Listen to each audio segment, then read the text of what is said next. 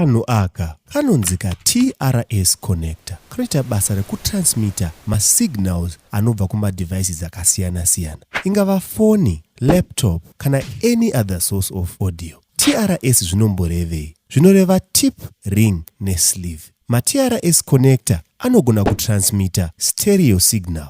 Tinokwanisa kuwanazve ma-connectors aine ma-rings maviri badzi. Zvoreva kuti inenge yava TRRS. Kazhinji inoshanda kusenda another signal. Ingava video kana kuti ye-microphone kana pari pamafoni. Kanhu ikaka kanokwanisa kuuya zvakare kasina ring zvachose. Kana kasina ring, zvoreva kuti ngori nema-terminals maviri. Zvoreva kuti tinokwanisa kungosenda mono signal badzi. Then imwe yacho inenge chingori return kana ground.